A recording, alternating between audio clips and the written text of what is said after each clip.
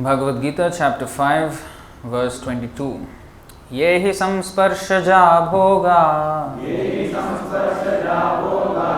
dukkhayonaya evate adyantavantah kaunteya nateshu ramate buddhaha.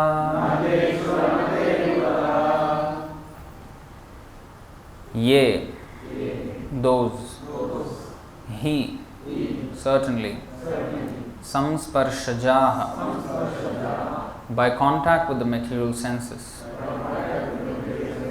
bhogaha, enjoyments, dukkha, distress, yonayaha, sources of, eva, certainly, te, they are, adi, beginning, anta, end, vantaha, subject to, kaunteya, O son of Kunti, na, never, teshu, in those, ramate, takes delight, buddha, the intelligent person.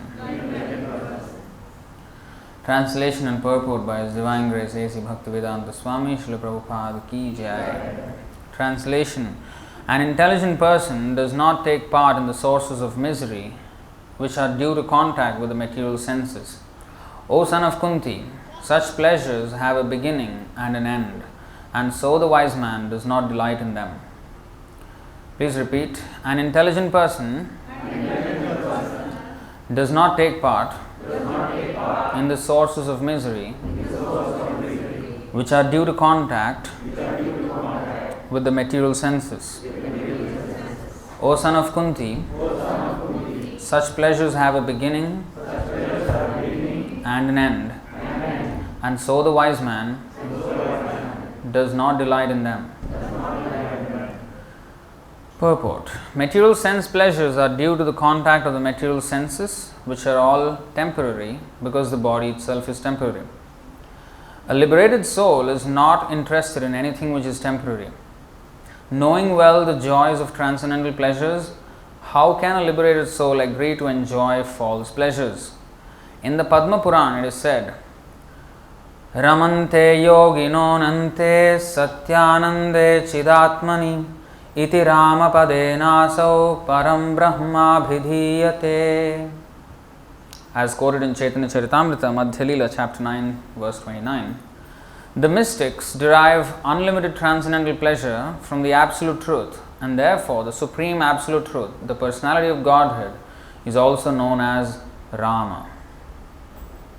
In the Srimad Bhagavatam also, Canto 5, chapter 5, verse 1, it is said,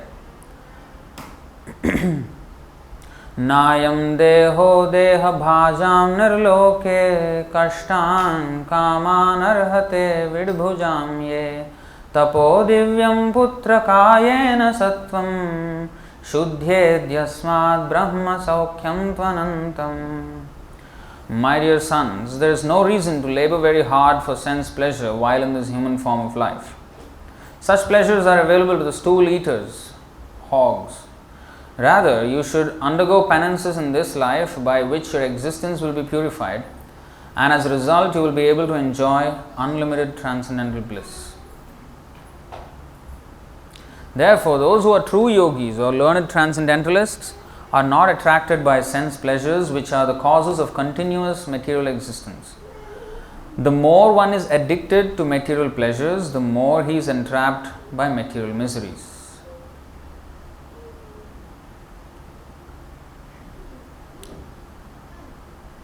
So this is a very important verse.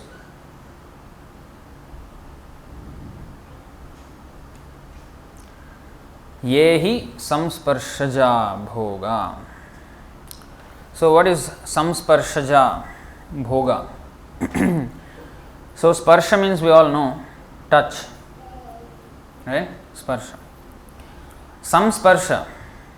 In Sanskrit, the prefix sam, when it is used, it is not like English some, it is full. complete. Like Purna is already complete, but Sampurna means completely complete. So everything, when it is samyak, actually the word, why it is called samyak, like samadhi. Adhi means spiritual, in the transcendental realm. Samadhi means samyak adhiyatesmin atma tattva yathatmyam. This is the Nirukti dictionary definition of samadhi. So samyak means completely immersed. So samsparsha means completely in touch. Now this is interesting. Why is it called this word? Material happiness or material pleasures, as we would define them, are called here samsparshaja bhoga. So sparsha, touch. What is the touch? So ja means born from. Like for example, in Hindi also it is there, Sanskrit also, in many Indian languages. Praja. Praja means the citizens. The citizens are called praja. But our modern definition of praja is very limited. We only consider the human beings of that land as the praja, but we don't consider the animals as praja. But in Sanskrit, ja means, denotes janma. So whichever soul, of course soul does not take birth. When it has taken a body, that is called birth. So whichever soul has accepted a body in that particular land, he is praja. Whether it is tree, whether it is animal, whether it is insect, whether it is human being, all same, praja. Because Krishna is saying, Sarvayonishu kaunteya aham bija pradah pita. Of all species of life, I am the father. And a king who is representing the government, who is ruling over the citizens, he is supposed to be, according to Vedas, Naradeva. Another name for the king is Naradeva. That means among men, he is God. Why? Because he is a representative of God. And what is the meaning of representative? He acts on behalf of God.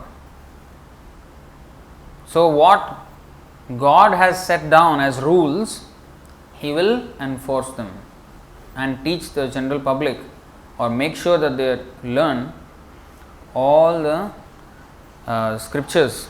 That's why Brahmins, not the caste Brahmins, that is, it has become distorted in India, the caste system, but actually the original caste system is very scientific.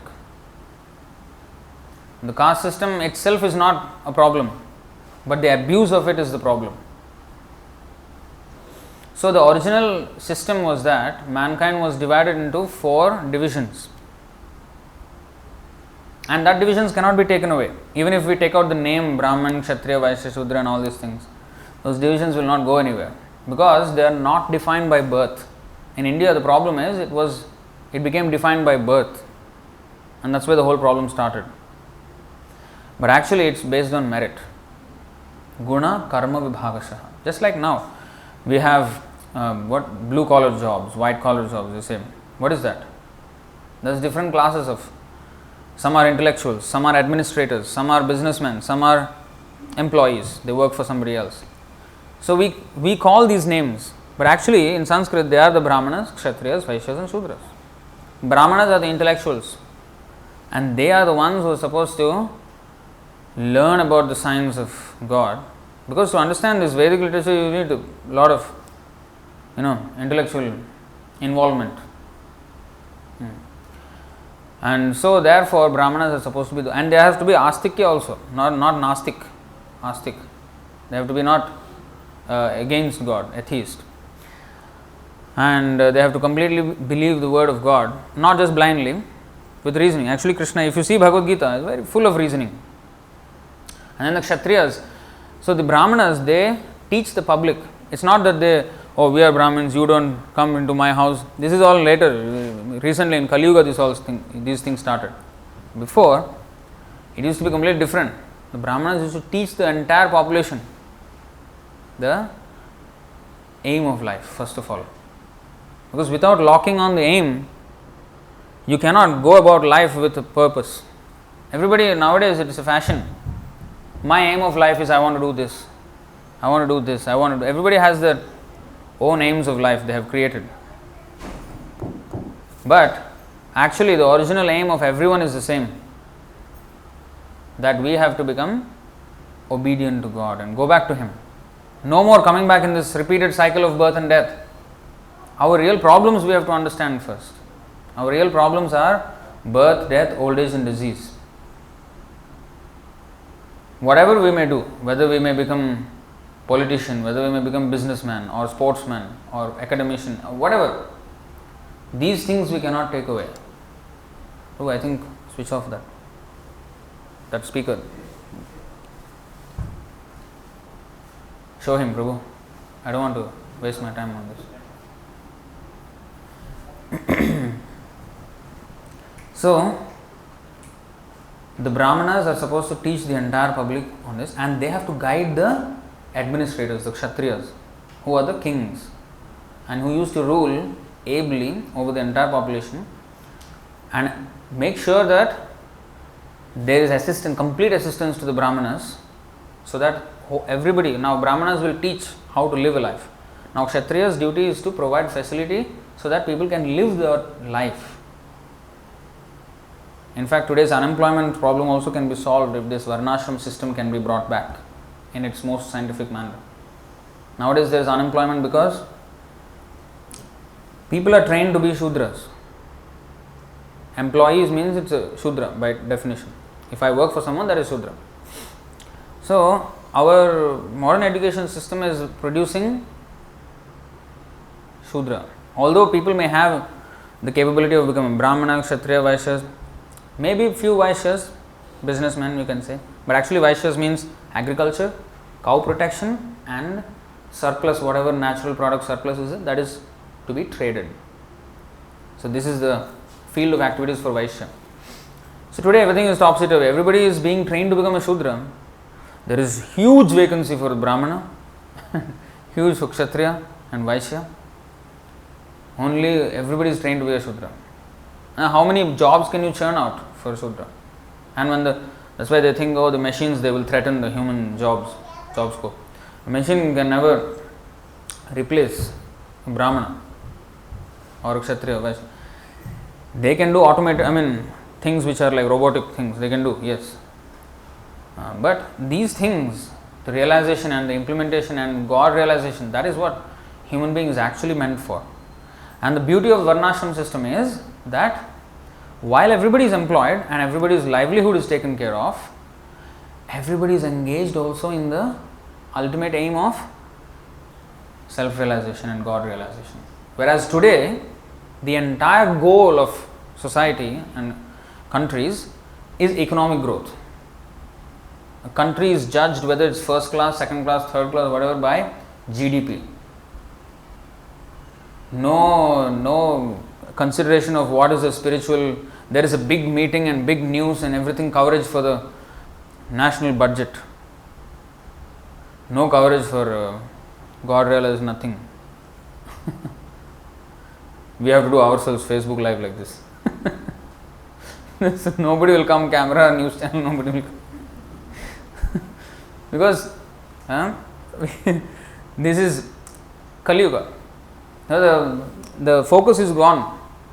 Whereas previously the first class country or second class, they were not calculated according to the finances. Financial sufficiency is defined very differently in Bhagavad Gita. As long as you have food, clothing, shelter, what more you want? What is the need for huge? You ask all the rich men whether they are happy. Nobody can be happy here. And it's not necessary. As long as we can live comfortably, that should be enough. And the rest of the time, instead of working 12 hours, 14 hours shift, 16 hours shift sometimes, save that time up for spiritual life. That's the whole point of Vedic civilization. Yes, everybody knows we all have to work and we all have to have our livelihoods. But that was also taken care of fully. It is not that, previously everybody was starving. No. In fact, they had more than us. We are actually having problems in our supplies. We say overpopulation. Previously, how many in Ramayana, how many monkeys were there in Ram's army? You may say 10,000, 20,000, right? No. We cannot even imagine the number of monkeys. 1, 0, 0, 0, 72 zeros. Billion is only 9 zeros, by the way. 72 zeros. That many monkeys were there. There was no overpopulation. And what kind of monkeys? Not small monkeys, just jumping here. No. Huge monkeys. They will, if they lift, they can uproot trees like this. Big banyan trees they can uproot. Hanuman, you see. Vanar army was huge. And they were fighting with Ravana. No overpopulation. They did not, forests all finished. Now we have to global warming. They never said all these things. So all these things are there. So the main thing is we don't understand. We and this Vedic science, this whole scientific civilization model given by Krishna himself. In the 4th chapter he says, Chaturvarnyam maya srishtam, gunakarma vibhagasha. These 4, Brahmana, Kshatriya, Vaishya, Shudra. Krishna says, I have created. And nobody can take away that. And they say, caste system is abolished, caste system is abolished. What was abolished was the abuse of the caste system. But the real caste system nobody can actually take away. Because Krishna has created, nobody can undo that. We may call intellectuals, administrators, businessmen or agriculturists or employees, we may use different words to denote them, but same Brahmana, Kshatriya, Vaishya, Shudra only. That birthright kind of thing, that was kind of is still going on, but in fact nowadays those who are so-called Brahmin, they are called OC, and the quota is lowest. I deserve it. So it's not by that. So anyway, the point is, coming back to the point. So this whole Varnashram system is there. It is to slowly purify our existence. Now this samsparsha. So purify existence means, first of all you have to understand what is the contamination. So as we know, samyak adhyate. Samsparsha means completely in touch, in contact. Now what is in contact? What is this samsparsha jab hoga? By contact with material senses. What is this? So our senses, we know 5 senses: eyes, ears, nose, tongue and skin, touch. And each of these 5 senses have 5 sense objects. Each of these senses are meant to sense a particular thing about a substance. Like the eyes can see the form. They are meant to perceive form. So what is the sparsha of the eyes? The material, by contact with material senses. I mean, when the eyes, how does it contact this world? By seeing form. Wherever there is form, we can see with our eyes. And sound can be, sensed by the ears. So this is called sparsha. So each of the senses can come in contact with, these are the interface for us to deal with the material world, to interact with the material world. Like when you have this iPad, there's a website or app or whatever you are tapping. What is that? That is an interface. You are actually the app, whatever it is, suppose for example Grab, you want to book a taxi. You are tapping away some buttons. But what is happening behind the scenes? Huge databases of drivers, huge databases of clients, huge database of money, GrabPay or whatever you are using. Big things are going on behind. Money transfers, all these things. But for us, how we interact with those systems, that is the interface. So this screen, that app screen, that is the interface. So this material world, there is a grand arrangement.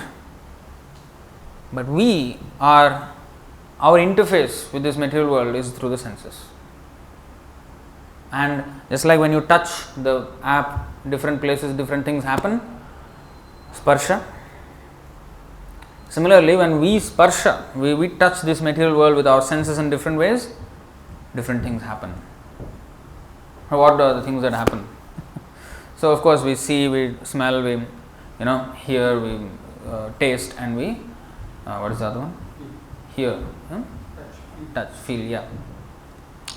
And this we are defining as enjoyments. What is happiness for us? For example, somebody wants to see, okay, let me see this movie. Let's go to this theater and watch this movie. So what is happening? We think there is a, relax, enjoy period. Why it is called enjoyment? Because I am trying to samsparsha. I am giving some sparsha to my eyes and my ears. That's why I call it enjoyment. If I can listen to some nice music, enjoyment. If I can smell something nice, fragrance, enjoyment. This is what is called samsparsha jab hoga. Whenever our senses come in a pleasing sense object, that is what we define as enjoyment. Form. If we look at a nice scenery, that is enjoyment. Or for a boy, he wants to look at a beautiful girl.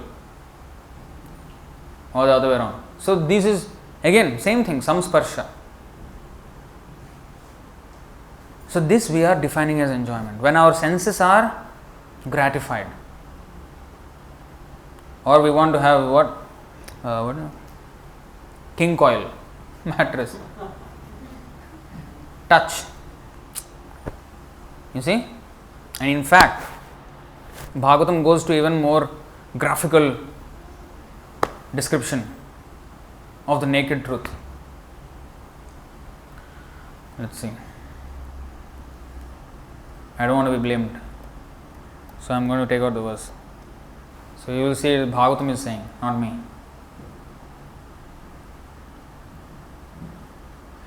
This is who Prahlad Maharaj, Narasimhadev's devotee, he is saying this in Bhagavatam.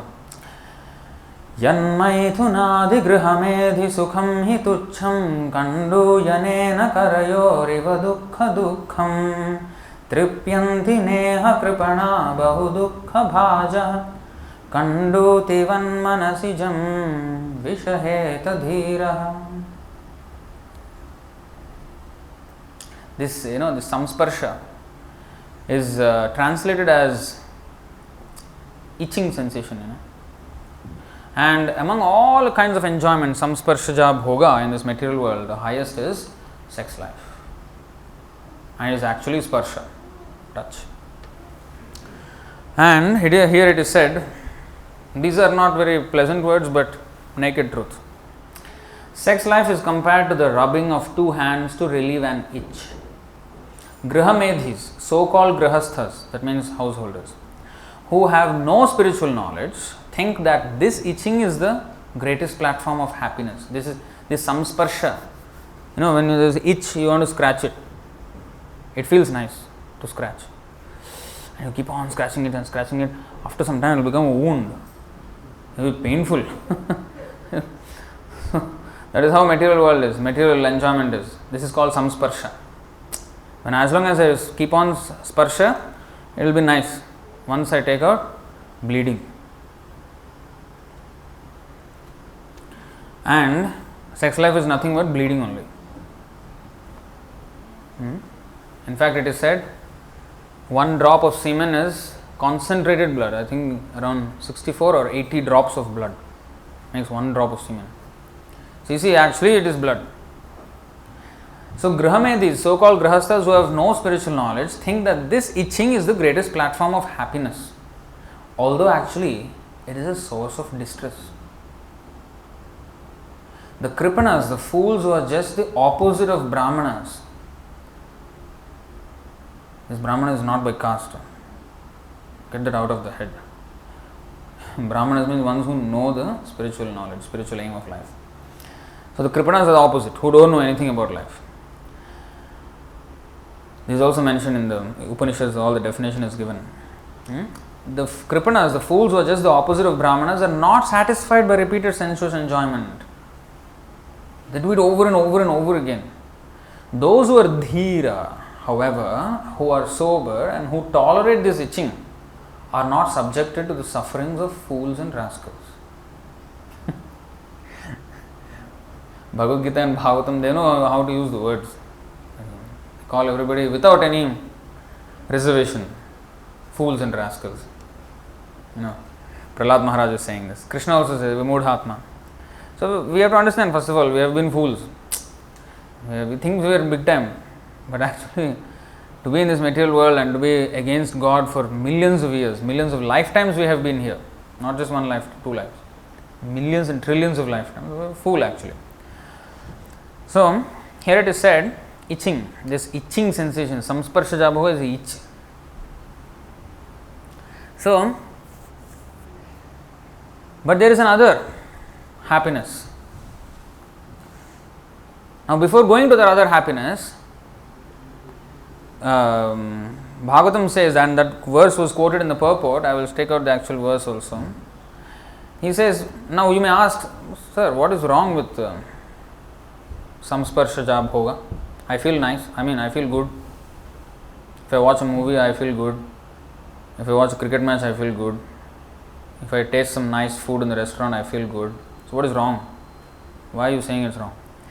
Problem is, first of all, they are also available for stool eating dogs and hogs. So now dogs and hogs, they eat even stool. That means they're, in other words, let's take out this verse. Nayam deho dehabhajam nirloke. Nirloke means in the human society. Kashtan kaman arhate vidbhujam ye. Vid means stool. Bhujam means one who eats. Vidbhujam means one who enjoys stool, eating stool. Tapodivyam putrakayena sattvam shuddhyet yasmad brahma saukhyam tu anantam.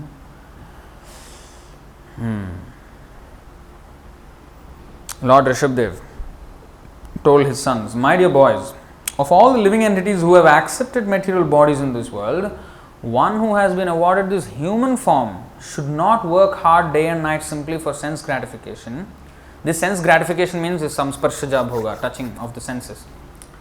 So he should not work hard day and night simply for this, which is available even for dogs and hogs that eat stool. Why it is mentioned here, stool eating animal? Why you should compare with this? It is how nicely it is said here. Because if I can eat stool, what is my taste? What is my standard of taste? Like if you go to I always say, Prabhupada said, you give halwa, nice, everybody likes, some, I don't know, if some people may not like sweets, but mostly, at least I like. So, if you have some nice sweet, people will take. Now, if you see pigs, especially in India, there is a lot of pigs in the garbage. Wherever there is garbage piles, huge population of pigs is there. And they are enjoying and having a fun time. Now, you may take compassion upon them. Arey, what a pathetic life they are having. Let me help them. Let me do some food distribution, annadanam. Give them some nice biryani rice or halwa or some, what is that, Mysore pak. They are not interested. What you are giving us? Garbage. We are eating. Here, feast. You don't give us garbage. For them, look at their standard of taste. Now you are feeling bad for them, but they are feeling bad for you.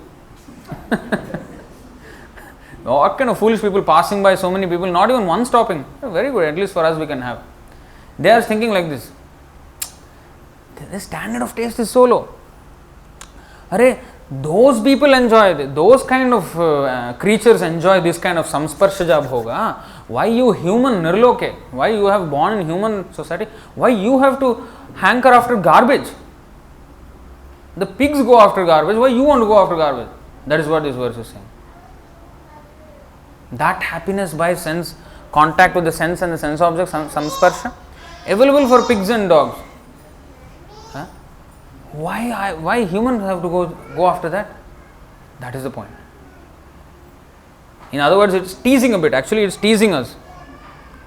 Don't you have a higher standard of taste or what? You have no taste? This verse is saying like that. You have no taste or what? So, here it is said, one should engage in penance and austerity. What is penance and austerity? Tapasya. Tapo divyam. Tapasya means voluntary acceptance of some inconvenience. Like what? For example, we wake up early in the morning, like about 4 o'clock, 3:30, 4 o'clock. Now, most people don't want to wake up at that time. What is this? Waking me आधी रात को, जगा रहे हो, क्या है? Why are you waking me up in the middle of the night? It's not middle of the night. It is start of day. According to Vedic calculation of time, 3 hours before sunrise is already the beginning of daytime. And especially 1.5 hours before sunrise is Brahma Muhurta. Very, very auspicious. In fact, the most auspicious time of the day is that time, Brahma Muhurta. Brahma means spiritual, Muhurta means time. And if we wake up at that time, everything will be auspicious. Those who wake up after sunrise, forget about good luck, happy new year, all. Why 2020 turned out to be like that? Because of everybody waking up so late. Doing all sorts of things. They're not interested in God consciousness. Not just waking up late, there's so many things. So, we have to do something. This is one penance. I'm just telling one thing. Many things like that. Like we refrain from eating meat, for example. That is also tapasya. And no intoxication. No drinks, alcohol. Even to the point of tea and coffee. Those are also classified as intoxicants. Chocolate has caffeine. Tea has theobromine. Now, to this extent, we don't indulge in intoxication. And no illicit sex. No sexual connections beyond marriage ties. And even within also only for procreation. Everything has responsible usage. Nothing is bad as long as it is used properly in Krishna's service. So, even sex life can be used for Krishna's service by bringing forth good population in this world. Nowadays, people forgot how to bring good population in this world. They are doing huge family planning, but the whole family planning is totally topsy-turvy. The whole family planning is using contraceptives and abortion and all kinds of sinful activities. That's not family. Family planning means, according to Vedic civilization, you can produce as many children as you want. Make sure they are raised up in God consciousness. As long as you can ensure that, you can produce thousands. So that is the family planning of Vedic culture. The main thing, there is no adequate, there is no, lack. There is no scarcity in supplies. Now they say overpopulation. If there are more people, then everything will be short supply. No. In fact, Srila Prabhupada has said that he has travelled the whole world many, many times. And he said, I have seen all the countries, all the continents, and I have seen enough to say comfortably that there is enough land in this world to feed 10 times the current world population. 10 times. Without difficulty. Like aram se, easily. Without any problem. That much resources are there. Enough.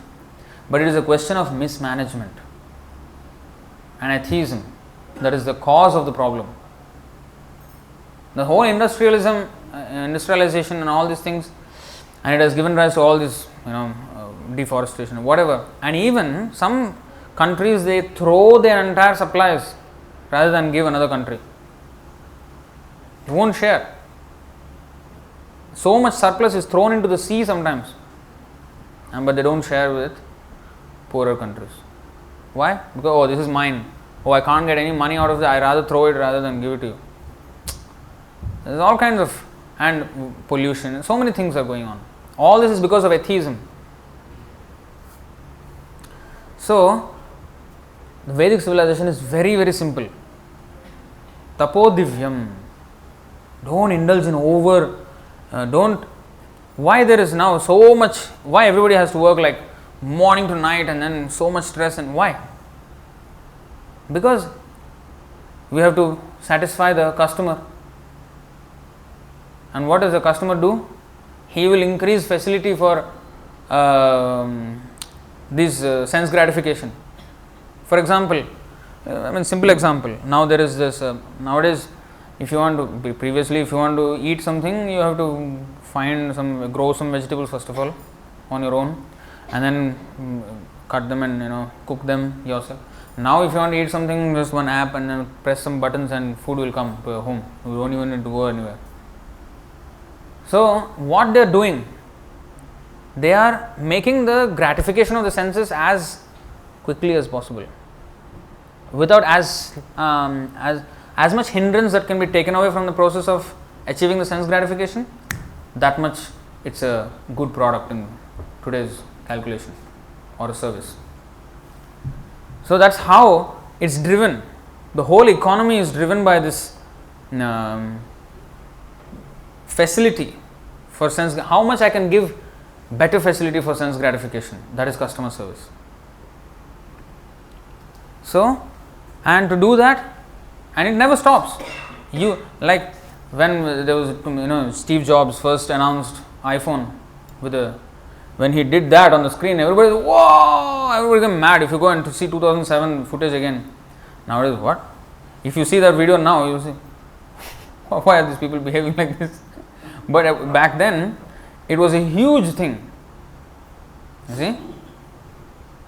And then everybody, got onto the bandwagon. Now that is sense gratification. Oh, this is something very entertaining. Okay, it has done, we have live streams and all we are using. We are not against technology. We are not against these facilities. What we are against is, and what Krishna is against, not we, Krishna, and we are just his advocates, the misuse of such facilities for sense gratification. Instead, now many people are doing live streams, for example, but they are doing all kinds of topics. What we are doing? Trying to spread the message of Krishna. That is okay. In fact, such technology was used by even Vyasadeva. The Mahabharata, if you read the Bhagavad Gita, Mahabharata war, that war was going on the Kurukshetra battlefield, and here Sanjaya was narrating to Dhritarashtra, who was blind, the whole incidents of the battlefield, and far apart, like hundreds of kilometers away. How? It's by live streaming, but not with camera, nothing. It's by yogic power. They used to have all. It's not that they did not have these technologies. Please don't think that we are so smart that we are better than all these sadhus and whatever saints of before. No. They had far better technology. Without a camera, nothing they can do live streaming. That you cannot do. If the Wi-Fi gets shut down, then finish, your live stream gone. If a power cut, finished. No, it doesn't depend on these things. It independent of all this. We are becoming dependent on this. So anyway, but they had all these facilities. But it is not that they used it extravagantly. Not everybody was given the chance for live streaming. Only Sanjay was given the chance, so that he can live stream what Krishna is doing. Not what some movie actor is doing, or some cricketer is doing, or some soccer player is doing. Those people are not given the power. You stay at home, you do whatever you want. You cannot. So you want to live stream Bhagavad Gita? Yeah, you can. He was giving running commentary of Bhagavad Gita. That is allowed. So you see, so that is proper use of technology. That is allowed. For Krishna service, yes, anything. Not for personal gratification. So that's why it is said, Tapo Divyam. We have to voluntarily accept some inconvenience. It looks like inconvenience in the beginning. Anything, even if you want to succeed materially, for example, you have to undergo some inconvenience, right? You have to work hard. They say hard work is the key to success. Everywhere there has to be an effort, and that effort is not going to be all hunky dory and rosy. No, it's not going to be. It will be having a lot of struggles. So that is also a tapasya, right? Voluntarily, nobody asks you to go through that, but you have to go through that if you want to achieve something, even materially. Now, same thing. That is called tapasya, but that is not tapo divyam. Divya means for a divine cause, for a transcendental reason. That is tapasya for material reasoning. Like I want to achieve something so that my sense gratification can multiply. That is material tapasya. But tapodivya means for spiritual reason, for Krishna's sake. Like we fast on Ekadashi. Some people fast Mondays for Shiva, Tuesdays for Hanuman, like this it goes. Fridays Lakshmi, all it goes. But what do they do that for? So that they will get good luck, so that they will be protected. Again, it's all me. The focus is me, not anything else. So that's not what we should do any tapasya for. Krishna, we fast on Ekadashi not to get something from Krishna, no. In fact, Ekadashi means I want to do more for Krishna. That is Ekadashi, that is fast. Janmashtami, Krishna's birthday, we fast. Usually our birthday, what we do? Eat as much cake or whatever. I think today one boy's birthday. Krishna's birthday, we fast until midnight. Small tapasya for compared to what usually the sages used to do before. There is nothing. One day fasting is nothing. Dhruva Maharaj, what did he do? 6 months. In 6 months he saw Vishnu directly, Sakshat, Pratyaksha ho gaya. He saw directly Vishnu there, standing before him. 6 months. What all he did? 5-year-old boy, standing on one leg. Still like a, not even shaking like this. Still, first month, he was just eating fruits or berries that fell down from the tree. Not even plucking them, just fell. Next, he just had that too once every 3 days, I think. Something like that. Once a day or once every 2 days. Then next month he decreased to only a cup of handful of water every 3 days or 4 days. Then it came to a stage where in the 6th month he was taking one breath of air every 12 days. In 12 days he will only take one breath. That much, tapasya we are talking about. What we can do nowadays. One day fasting we are talking as if it's a very big thing. Not really big thing. Kali Yuga we are not accustomed to do such tapasyas. But anyway, this much we can do. Whatever is given to us. So Ekadashi, Janmashtami, this is small fun. And then the other thing is wake up in the morning every day. That's very important actually. And refrain from the 4 sinful habits. So these are tapasyas. To attain the divine, one should engage in penance and austerity to attain the divine position of devotional service. So basically this tapasya means to reduce that samsparshaja. The samsparsha should be reduced.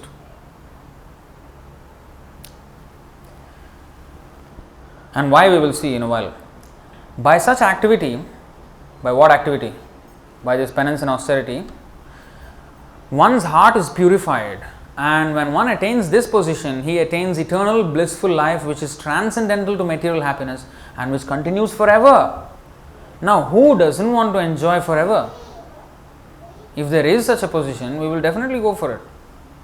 We may say, no, Prabhu, every time enjoyment boring, At least need to have some mix, Every time, how long you can eat sweet? Sometimes you have to have salt, spice, everything you have to have taste, all kind of thing. Right? That is the world of duality here. This world of duality, you cannot appreciate one thing without another thing. That is this duality world. You can't just appreciate sweet and sweet and sweet. You can't. You get fed up of sweets. Even if you are a sweet lover, you eat 2 kgs of sweet, you are finished. You will never touch sweet for 1 week, or you can never maybe touch again because of diabetes. But you need some salt. Like actually there was a story I read in a comics when I was a kid. So this king, he had 9 daughters. So they were all like in their youth, in their late teens, maybe something around there. So the king was, he loved his daughters so much, and they also loved him very much. And the king asked the daughters, how much do you love me? Then everybody was saying, I love, the one first daughter was saying, I love you like laddu, as much as, I love laddu, or even more. So everybody was comparing their love with sweets. So the first 7 daughters, all this, that, sweets. Oh, he liked it, and then the 8th one said, I love you like salt. What? And then the other 9th one said, I love you like chili. Huh? You both are not my daughters. Get out! Banish them. So then they went out of the kingdom. So this is a comic story. But then the 2 daughters were crying. They actually had a lot of affection for the father, but he misunderstood them. And they wanted to prove their love to him. So they arranged a big feast, but anonymous. Say one very good ally of yours is arranging this feast, this surprise feast. They both of them, they gave a message to one of the messengers of the king. You tell him that one of his close allies is giving him a surprise feast, and you come and have a bite of all the things. So there's a big banquet prepared, and he came, and king was, wow, this arrangement is first class, and then there was first the tray opened, and then all kinds of laddus were there, and then the Mysore pak was there, and then all kinds of sweets, like sweets and hundreds and thousands of varieties of sweets were there. So he first liked it, after 10 sweets he was like, come on, any rice or any dal, any pickle, anything is there or not? How many sweets I can eat? Then the daughters came and told the king. And then they brought all the other items, which full of all these different tastes. And this is what we meant by love you like salt, love you like chili, all these spices. This is the meaning. So, because actually our main course is all usually salt. Only one dessert will be sweet. Although sweet is considered, any festival we distribute sweets. But sweet is dessert only. The main course, majority of our food will be salt. Salt and spice. So that is the majority. So that's what their whole thing was. So now we may say how you should have this to sometimes there has to be some challenges, otherwise life is not, there is no maza, there is no kick in life. So that is duality. We cannot define happiness without suffering. If you struggle to achieve some result, that result tastes sweeter because of the struggle, not because of the result itself, but because of the struggle, that tastes sweeter. Like if you put something, those orange peels you get, they have these seasoned orange peels. In Singapore it's common. They season it with sugar and salt and all. Now you put that in your mouth and it's very sour and sometimes even a little bitter. After that you take some water. The water tastes much sweeter. So that is because, and even if you take amla, gooseberry, if you eat gooseberries, very, very sour. But then after that you drink a cup of water, it tastes sweet because of the sourness of the gooseberry. So that's this material world. Without that sourness, that bitterness, sweetness cannot be appreciated. But in the spiritual world, it's totally different. Anandambudhivardhanam pratipadam purnamrita swadanam. It's not like material happiness. Not at all. It's completely different in quality. In fact, it has all the flavors of seeming distress, seeming anxiety, everything. But it's not anxiety, it's not distress, nothing. If you see the Nectar of Devotion, if you read, you will see all the moods of devotional service. Like Mother Yashoda, for example. When Krishna was a small boy, and she was always worried that he would, today morning only we were reading in the Nectar of Devotion, but that Krishna, he was just starting to walk. And as soon as he started to walk, he was going out of the house, going to neighbor's house, stealing some butter here and there and coming back inside. No control, nobody could control him, very restless. Now, Mother Yashoda, of course, every mother would like the child to be, moving about and, lively child. But at the same time, she was worried because when he was young, the Putana came in to kill him. Of course, Krishna killed the Putana demoness. But still, she did not believe that Krishna killed. So by some, God's arrangement, Shiva got killed, my son is lucky, I am lucky. So she was always anxious for Krishna. But that anxiousness is not the same as material anxiety. Anxious for Krishna is totally different. Yeah. Like as devotees, we have so much anxiety. How to establish the temple, how to preach, how to expand the movement, how to make this message heard by many people. In difficult countries sometimes. All these things. These are all challenges that a devotee happily accepts on behalf of Krishna. And he is not anxious like the materialist. Not at all. It's not at all the same thing. It's actually a feature of happiness. Although it may look like. That's why it's actually ecstatic love. But it seemingly appears like either distress or anxiety and all this. So it's totally different subject. It's a much advanced subject. It is discussed by Sri Rupa Goswami in great detail in the Nectar of Devotion book. If you see, actually it is Bhakti Rasamrita Sindhu, translated by Srila Prabhupada as Nectar of Devotion. So that spiritual happiness is Brahma Saukyam to Anantam. Today's verse is Adi Antavantaha Kaunteya. This material happiness, this samsparsha happiness, has a beginning and an end. Like even the example of sex life is mentioned here. It's just a moment's pleasure. But then the responsibilities go on for decades. For a little bit of pleasure, we agree. Our terms and conditions are that. See, everything has a terms and conditions, Any app, anything, you have to tick the terms and conditions. I agree. I don't know what I am agreeing to, but I am agreeing. I am just ticking the thing. Like that. We are not even knowing what we are agreeing to when we accept the terms and conditions of Maya's so-called happiness, this samsparshaja bhoga. Because it looks fine, but the terms and conditions are there. You haven't read the small lettered terms and conditions, the smallest. When you zoom in with magnifying glass, you will say, hey, this is suffering, full suffering. Now, that suffering is worth it. For example, parents, they have to raise the children for years, for 20 years, 25 years now. And that's a lot of struggle. That is suffering. But it is worth it if they can make them devotees.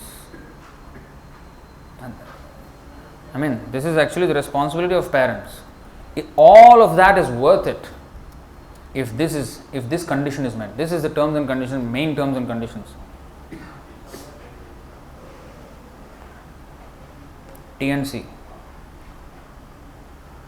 Gurur na sasyat, svajano na sasyat, pita na sasyat, janani na sasyat, daivam na tatsyan, napatischa sasyan, namochayedya samupeta mrityum. One who cannot deliver his dependents from the path of repeated birth and death should never become a spiritual master, a relative, a father, a husband, a mother, or a worshipable demigod. That means the children who have been born, the parents should, like today there is one child whose birthday, right? So the whole plan is that he should not get another birth.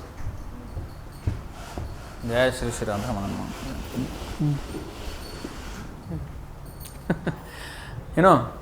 Actually, interesting thing. Every time, especially in India, I see this a lot among Indians. Happy birthday and all this. They always say many happy returns of the day. I never even put a thought to what it actually means. I never put a thought. They always say many happy returns of the day, wish you many happy returns. What is this many happy returns of the day? Just very recently, I remembered, because in Singapore they don't use it that much, but in India a lot. So I was thinking, why do they say many happy returns of the day? Oh, many happy, okay, that means you should have many more birthdays so you live long. That's what I actually mean.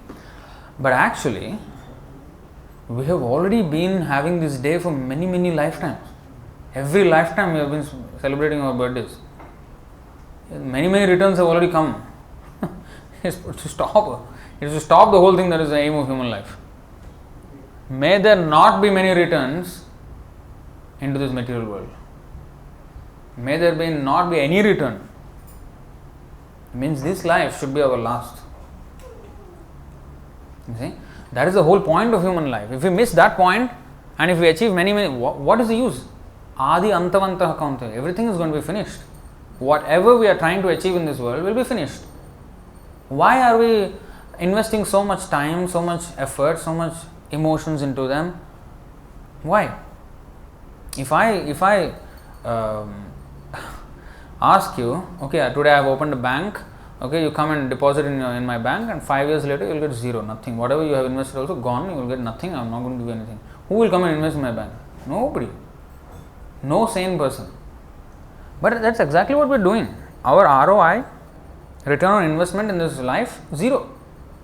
After all that we do, in a second, everything is taken away from us at the time of death. But still, we are nonchalant. I mean, we are completely we don't even consider death. You think it is just one flash in time, that's what happens, and then we're finished. So while you are living, just live life king size. That's the motto today. They don't understand that after death, death is not your end. Continue in the next body, that's all. Just like we change dresses every day, we change bodies every life. So it's the soul doesn't take birth, doesn't die. So these things they are forgotten. No education. The so-called education is just making how to earn a livelihood. It is teaching us how to earn a livelihood. It's not teaching us how to live life.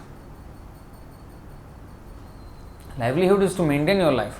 But maintain your life for what? That is the real thing. You must understand.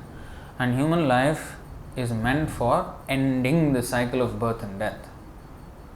And therefore, we should not be distracted by samsparshaja bhoga, the enjoyments that come with touching the senses with the sense objects. Now, in today's verse, if you noticed, there is this word called dukkhayonaya.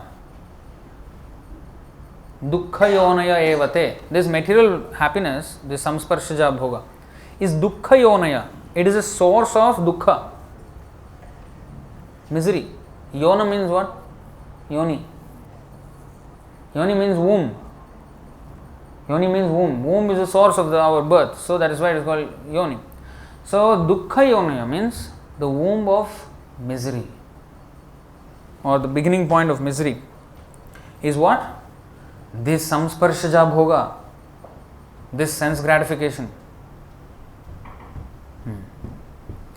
So it is a source of misery, and there is a sequence. We have shown this many times, but it is always good to recap, and maybe if somebody is new. Now you see 2nd chapter 62nd verse. ध्यायतो विषयान् पुंसः संगस्तेषुपजायते संगात् संजायते कामः कामात् क्रोधोऽभिजायते. While contemplating the objects of the senses. Now remember, right, what is the objects of the senses? The senses are eyes, ears, nose, tongue, skin. Now objects of the senses or sense objects means, for the eyes the sense object is form, for the nose smell, like that. Those are sense objects, what you sense with your senses. So while contemplating the objects of the senses, a person develops attachment for them. So while our senses are interacting with this world, they interface with this world, our mind is making plans. We are passing by on the road and some restaurant, some smell comes, hurry, I want to eat that. The mind has made a plan after the senses have sensed something and then sent the signal. Mind is making plans how to enjoy it more. So you see, and we see some trailer of a movie, oh, I want to see this movie. You see, it is pulling. The senses are pulling us to that. Every sense is pulling us in different directions. So a person, while contemplating the objects of the senses, develops attachment for them, and from such attachment, lust develops. Lust means not only sexual desire, any desire to enjoy. Atmendriya priti vancha tar naam kam. Krishnendriya priti ichha dhare prem naam. The two different words, love and lust. Lust means when I want to enjoy my own senses, that is lust. In this world, they say, I love you, crap. Nobody loves anyone. They love themselves. That is lust. Because you can give me happiness, that's why I love you, so called. And they say, I love chicken also then. That means what? They're going to kiss the chicken? No. They're going to eat it. As long as they can enjoy it, whether it would be with the tongue or with the touch, a girl would be with touch, or food will be with tongue, samsparsha. As long as my samsparsha can be samsparshaja, this contact of the senses can be satisfied, that is what I define as happiness, and that's what I say I love. But actually it's I lust over that thing. So in this world there is no love. Love means Krishnendriya Priti Ichha Dhare Prem Naam. When my desires is only to satisfy Krishna, that is called love. And actually, so therefore, love is not at all possible in this world. The closest it comes is the mother's love for the child. Even that is not perfect. Because the mother's love for the child is practically selfless. Mother is not going to get anything from that child when she cleans her stool or feed or whatever, but out of love. Okay? But then again, there is also that is the closest resemblance. It's not actually entirely love, because it's still lust. Because that same affection is not there for another child, right? It's one's own child. So that is again based on bodily. But that's the closest resemblance to love of Godhead. So that same thing selflessly, if we only desire Krishna's happiness, that is real love.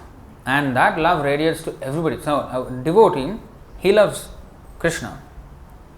And because he loves Krishna, he loves everything that belongs to Krishna also. Because it's Krishna's property.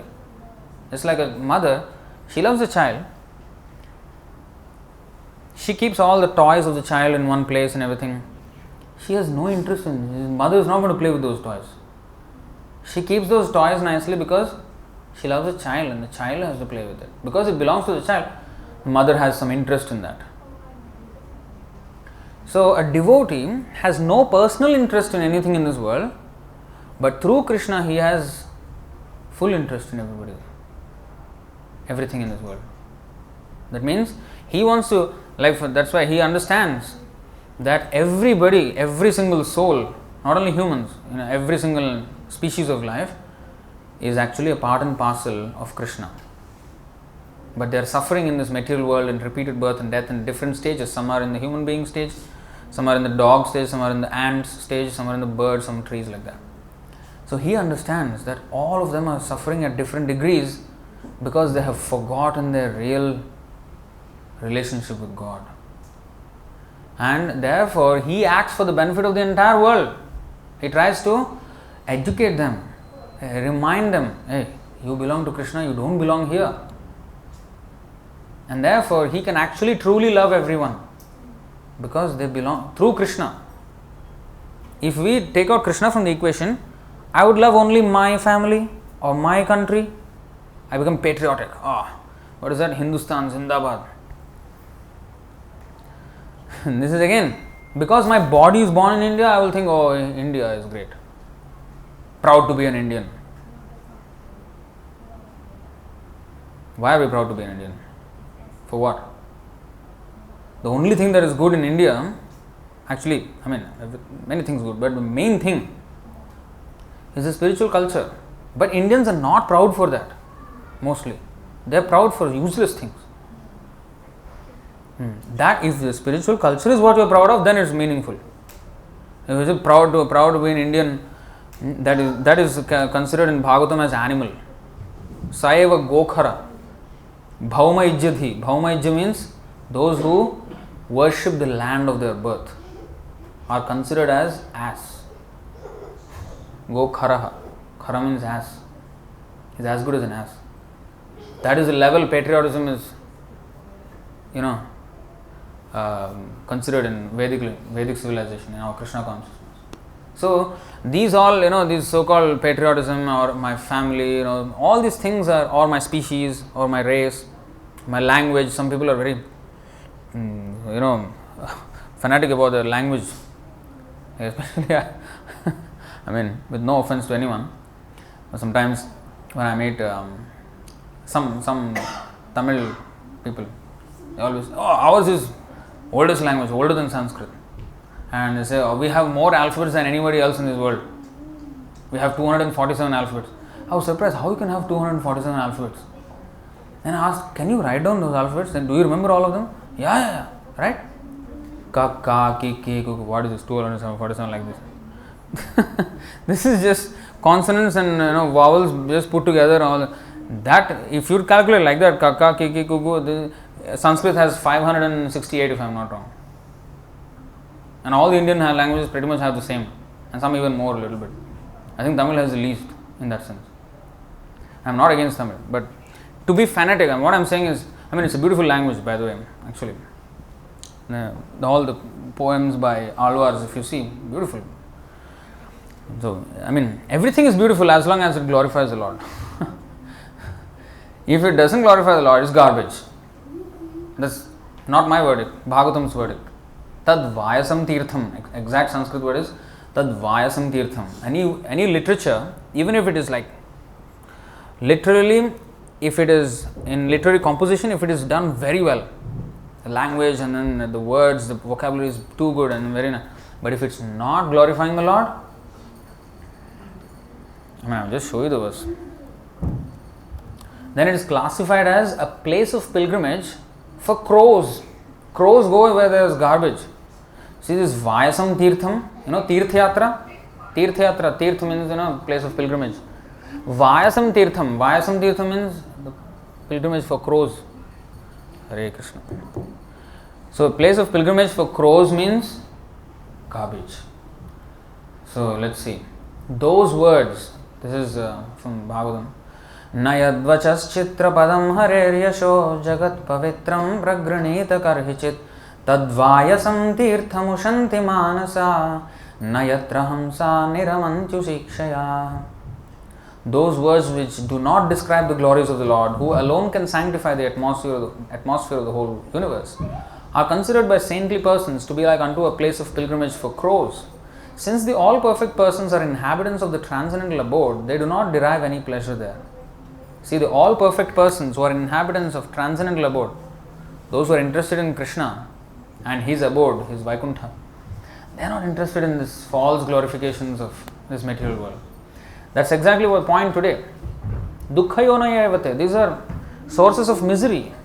So, samsparsha jhabhoga. And therefore, adi antavantah kaunteya. There is adi and anta. There is a beginning and an end. But therefore, nateshu ramate buddha. Buddha means one who has actually intelligence. He will not take pleasure in those kinds of enjoyments. That's why when sometimes people say, Prabhu, you don't watch movies? No. How you are living without watching? Why? Why you cannot watch movies? Nobody will die. You mean you will starve if you don't watch movies? No.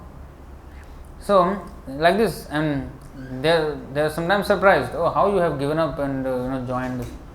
What have I given up? I'm saying. I asked them, you have given up the greatest thing, the greatest platform of happiness. Now you take it up. Why you have given up? Take it up. Krishna consciousness. I have not given up anything. I have taken up the highest thing, highest pleasure. How come you are not enjoying this? No. Why you think we are not enjoying? You need a weekend to, stay away from that work. We don't need a weekend. In fact, our weekends are busier than weekdays. Like we have this class and all this. Of course, weekdays also we do. But weekends are more busier. And we don't have a holiday. And we don't need a holiday. Because every day is a holiday for us. Because it's a holy day. If you worship the Lord, every day is a holy day. Right? And that's a holiday. Better than a holiday. And nowadays people want to, in a holiday, they want to go to some exotic location and that's again atheism. Atheism. Because the real way how people used to go if they want a vacation or something, they used to go to holy places.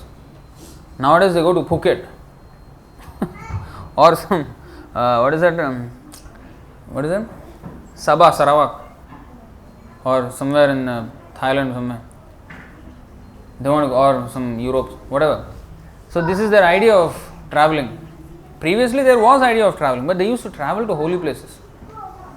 So that, yes, material work and all this life can be stressful, so you need a break. Yeah, so take a break, meaningful break, no? Why meaningless, stupid? I mean, throw the money away and then samsparsha bhoga, go there and do what? And then no spiritual benefit. So they used to, in the Vedic culture, holidays used to be more productive spiritually than normal days. Because they used to spend time. And Tirthayatra pilgrimage means not simply go there and take bath and come out. That is again considered as, according to Bhagavatam. Yat tirtha buddhi salilena karhichit janeshu abhigneshu sayeva gokhara. Those who go to the holy place, take bath and come back, as good as asses. Why? Even an ass can also take bath in a holy place, river. What is the special? Okay, that is good. It's not that we are not saying don't take bath. Take bath. But more importantly, go and associate with the sadhus, proper sadhu, not the ganja smoking one, who are chanting Hare Krishna. So devotees, nowadays, by Srila Prabhupada's mercy, Chaitanya Mahaprabhu's mercy, that place of pilgrimage has come to Singapore. Now this temple is what? A place where sadhus congregate, and we can learn these topics, and we can get the same benefit as going to Tirthayatra, even if we have full lockdown. We can go to Tirthayatra just by, in fact it is better than Tirthayatra. You see, I think, yeah.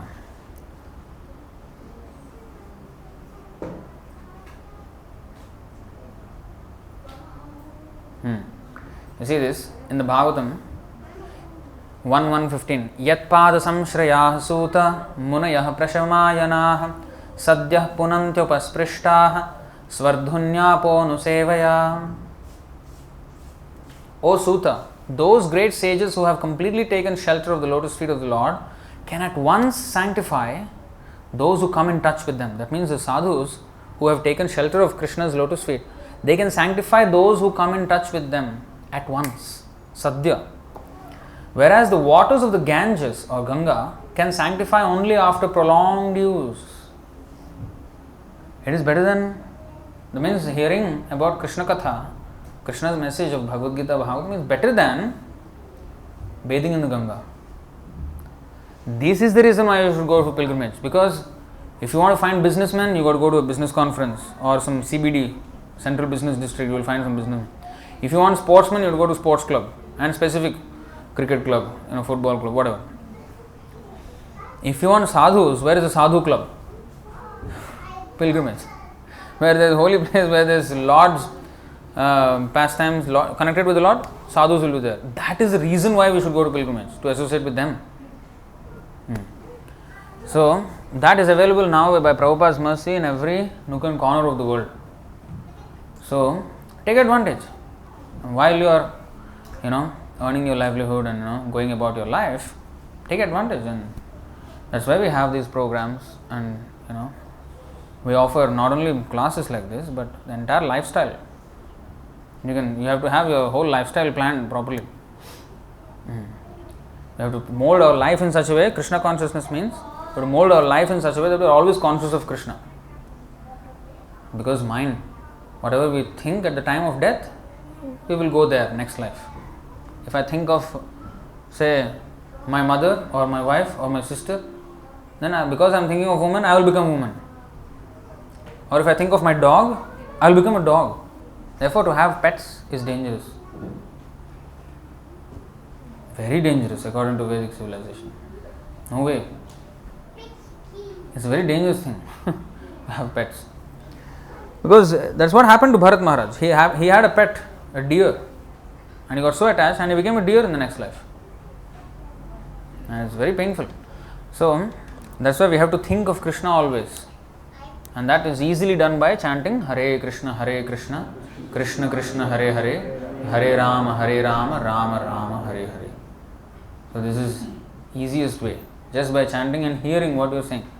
So in this way, if you are that's why we sing Kirtan, we have Japa.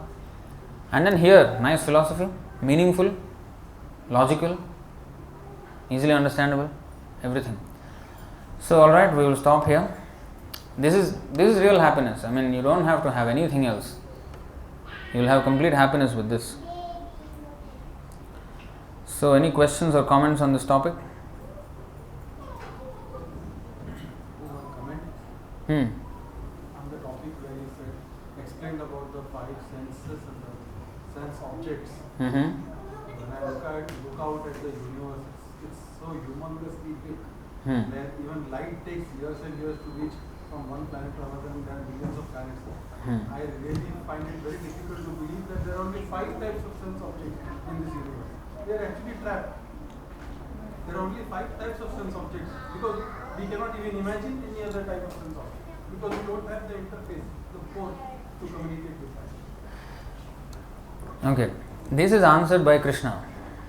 So that's why our knowledge is not based on our sensory perception, like the scientists. So Krishna has given the information that there are only 5 sense objects. That's why we know there are 5 sense objects. Although we don't have experience of any other thing, and if there was another thing, and Krishna would have mentioned that, and actually there is, like mind, intelligence, we can't perceive with our senses, but we know they are there. So they are called Sukshma Sharira. So in the Sankhya philosophy especially this will be mentioned in the 3rd canto of Srimad Bhagavatam. Sankhya philosophy is Sankhya means Sankhya, counting all the elements of the material world and everything, that how the interactions of everything are happening in this material world. The cosmic creation, the atomic creation, everything at all levels. So all that is discussed, and even time, the movement of time, much more detailed than the modern scientists in fact. And all that is mentioned, and the interactions of them, everything, Sankhya Yoga. And there it is mentioned that there are 5 senses. In fact, 5, it is classified differently in Vedas. 5 knowledge acquiring senses, which are the 5, and 5 working senses. They are also interface with this world, but they are output interface, whereas these are input interfaces. Like we get knowledge when we see a form, then I look at that frame, okay, that's a rectangle frame. So I am gaining knowledge by this. So that is input, these 5 senses. We will know a taste of something or a feeling of how it feels, soft or hard. This is all based on, this is all input. But 5 working senses are output senses. So they are hands, legs, speech, tongue again, but this time not for tasting but for speaking, that is output, and genitals and anus. So these are the 5 working senses. Now you may say, so many parts in my body are working, why only these 5? Yes, but these are the 5 which interact with the outside world. Senses means it's like a sensor. What is a sensor? It senses something outside the machine, you see. So working senses, when they interact with the world, and that is, and they give output to the world, that is working senses. So 5 working senses, 5 knowledge, is much more actually logical than our modern scientific understanding of 5 senses. And of course the 5 sense objects and everything. So is it limited to the material world, or in transcendental world also there are 5 sense objects? There are no material sense objects. There is no 5 elements, no Panchabhuta and all these Sukshma, no there. But everything is transcendental. And there are all these things, yes. All these 5. All these are there, but in the original existence. Here it's a reflection of the original existence. Why only thinking makes a decision about what will you be in next one? Sorry? Why only thinking Krishna makes a decision based on your thinking that what would you be in the next one? So because our desires, basically man proposes, God disposes. So whatever we propose, He gives facility for that. So because we have been thinking about a certain thing, and therefore He creates a facility for a certain thing. Like if I behave like Like as a human being, if I only eat meat, for example, so he's seeing, okay, he's behaving like a tiger. Next life you be a tiger, and whole life you eat only meat, nothing else. So my thinking, my habits, my working and everything is designing my next body. Everything, just like for example, if you want to start a business, you have to have an idea first. You have to think about it, and then contemplate, and then do some market research and all these things, and then find out suppliers or whatever. So you have a range of activities before it actually becomes a materialized, manifested business and actually running operations. So everything starts there in the thinking phase. Everything. So even our next body starts with the thinking phase in this life. So that's how it is. We are preparing with every thought, with every action, with every interaction in this world. We are preparing for our next body. It's subtly being prepared, and when actually the time comes, it manifests. So that's why our thinking is our central thing in this world. All our plans, all our actions, everything is based on the thinking. No? Whatever we are doing because of our thoughts. So therefore, that's the central repository of our entire workings in the brain. So that has to be channeled to Krishna. So that's how we can navigate our way in this world and outside this world also, with our thinking. So if we can think of Krishna, we can go back. If I think of anything else, I will go to that. That's why. Like we have a material senses. So if the soul has got spiritual senses also, we utilize our senses for Krishna, so Yeah. So actually today's Bhagavatam class is about that. So actually the soul has spiritual senses.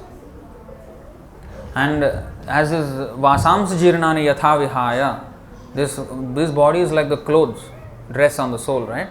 So a dress is made according to the body. Now the shirt is cut according to the shape of the body. So the clothes, although they are not the person, from the shape of the cloth you can deduce the shape of the person. See? So similarly, this is the cloth. That means if this dress is the cloth, then that means it's the real senses are. In fact, the body actually cannot work. Now the same eyes on a dead body cannot see. So what actually sees? The soul sees, not the eyes. The eyes are the window. When there's a window, you see outside the window, but the window does not see. You see through the window. So the soul sees through the eyes. The soul experiences all these things, the taste, the whatever. And actually there's a huge description of how this interaction, how this happens in the Bhagavatam. That I can't go into all that, time is up. But in the 3rd canto, 5th chapter of the Bhagavatam, today morning also Prabhu was showing from that chapter how it interactions, how with the connection of false ego in the mode of goodness the mind is developing, and in the mode of passion the intelligence develops. So many things. That's way too technical, but for now we can understand this much. That is how it works. So yeah, as spiritual senses, when we use it in Krishna's service, then it's spiritual. Material or spiritual is only depending on our consciousness. That's why for a pure devotee there is no material world. There's no material world for the pure devotee. Material means when I have a consciousness other than Krishna consciousness, that is material. But if I am Krishna conscious, that is not material, that is spiritual.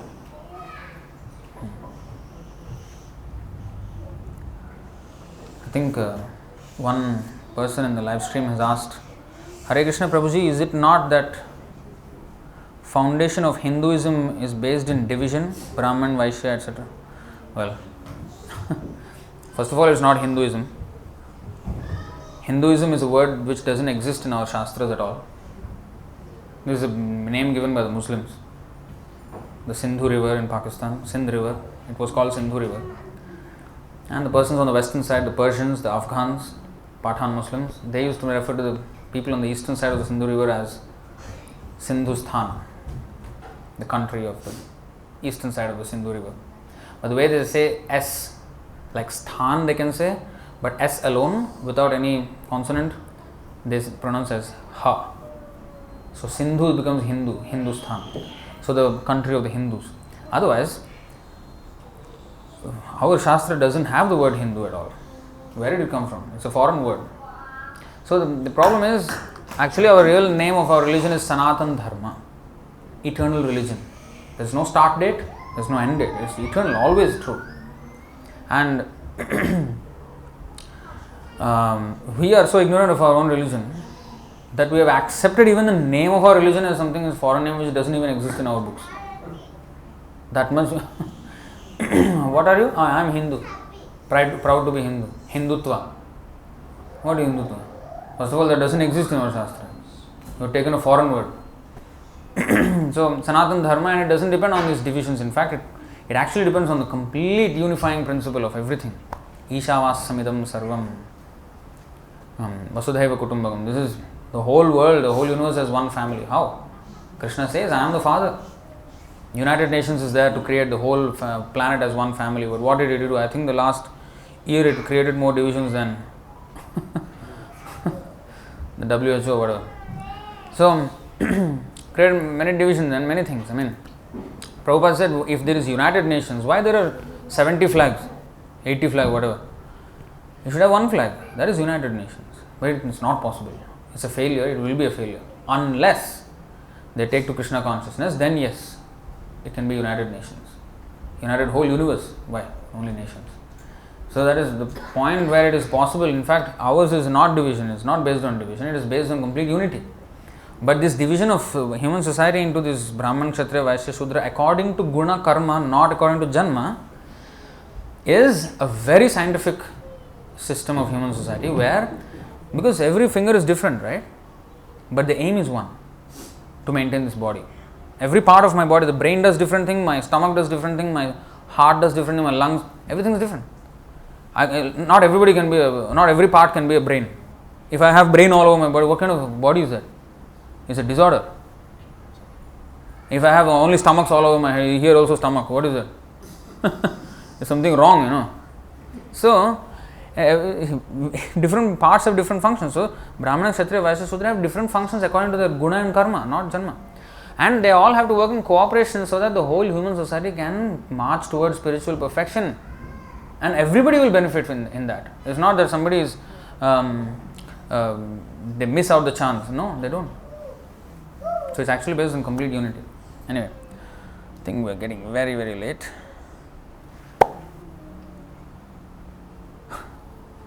One question is like, Hare Krishna Prabhu, can you please tell me how the mind works? Well, that's another session, not now. I think we'll head upstairs. I think the Aarti is also already done. So, kindly proceed upstairs to the 5th floor for prasadam. Hare Krishna. Bhagavad Gita ki jai. Srila Prabhupada ki jai. Ananta